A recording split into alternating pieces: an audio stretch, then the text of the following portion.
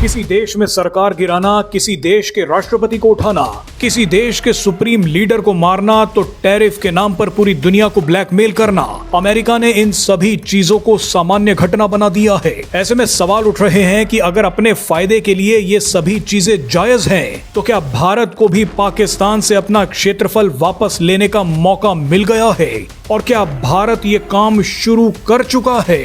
ये सवाल इसलिए उठ रहे हैं क्योंकि भारत के पड़ोस में एक असामान्य घटना हुई है।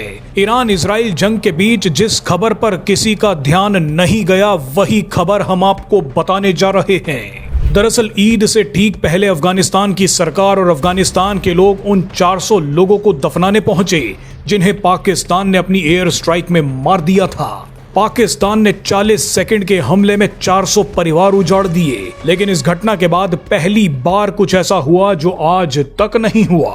जिस अफगानिस्तान को कोई पूछ नहीं रहा था, उस अफगानिस्तान में अचानक पहली बार यूरोपियन कमीशन का एक डेलीगेशन पहुंच गया। उनके साथ कुछ और देशों के प्रतिनिधि भी मौजूद थे। ये सभी पाकिस्तान की एयर स्ट्राइक में मारे गए 400 लोगों के जनाजे में पहुंचे।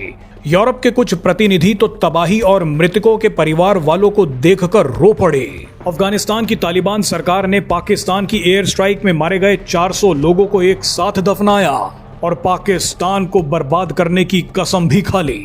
यहाँ सबसे महत्वपूर्ण बात यह है कि दुनिया का ध्यान अचानक अफगानिस्तान की तरफ क्यों गया। एक्सपर्ट्स का मानना है कि इसके पीछे भारत का बहुत बड़ा रोल है। भारत लगातार संयुक्त राष्ट्र में अफगानिस्तान का मुद्दा उठा रहा है, अफगानिस्तान पर पाकिस्तान के हमलों की निंदा कर रहा है। पिछले कुछ महीनों में पाकिस्तान की सरकार ने अपने देश में रहने वाले लाखों अफगान शरणार्थियों को धक्के मारकर वापस अफगानिस्तान भेज दिया। उन लोगों के लिए भी खाना दवाइयां भारत भेज रहा है। ऐसे में इस बात की पूरी संभावना है कि भारत के इशारे पर ही यूरोपीय कमीशन अफगानिस्तान पहुंचा। वैसे भी ईरान जंग की वजह से तेल और गैस के दाम लगातार बढ़ रहे हैं। स्ट्रेट ऑफ हॉर्मुज पूरी तरह बंद है। गैस और तेल का इकलौता बड़ा सप्लायर अब रूस बन गया है। पूरा यूरोप अब वापस रूसी तेल और गैस पर निर्भर हो चुका है। लेकिन यूरोप को रूस का तेल और गैस सिर्फ भारत के रास्ते ही मिल सकता है।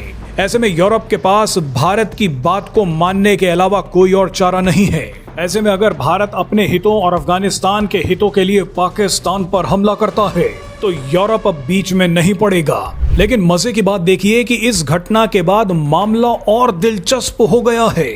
सूत्रों की माने तो भारत ने यूरोप के साथ साथ अमेरिका को भी पाकिस्तान के खिलाफ खड़ा कर दिया है। दरअसल ईरान जंग में फंस चुके अमेरिका को अब मीडिएशन के लिए भारत की जरूरत पड़ सकती है। इसी के साथ भारत ने एक अमेरिकी एजेंट मैथ्यू वेंडायक को भारत में ही आतंकी साजिश करने के आरोप में पकड़ लिया है। इसके बाद अचानक अमेरिकी राजदूत ने अजीत डोवाल से मुलाकात की है। अमेरिका इतना बुरा फंस गया है कि अमेरिका की खुफिया एजेंसी की प्रमुख तुलसी गबार्ड ने कहा है कि पाकिस्तान ऐसी लंबी दूरी की मिसाइलें बना रहा है जो भविष्य में अमेरिका तक हमला कर सकती हैं। यानी एक ही समय पर यूरोप और अमेरिका पाकिस्तान के खिलाफ खड़े हो गए हैं। भारत को तीसरा ग्रीन सिग्नल खाड़ी देशों से मिल चुका है। भारत अगर पाकिस्तान के खिलाफ कोई एक्शन लेता है तो इस बार सऊदी अरब पाकिस्तान की मदद करने नहीं आएगा, क्योंकि ईरान हमले के बाद पाकिस्तान ने भी सऊदी अरब की कोई मदद नहीं की थी। यानी भारत के पास पाकिस्तान से अपना क्षेत्रफल लेने का सबसे सुनहरा मौका है।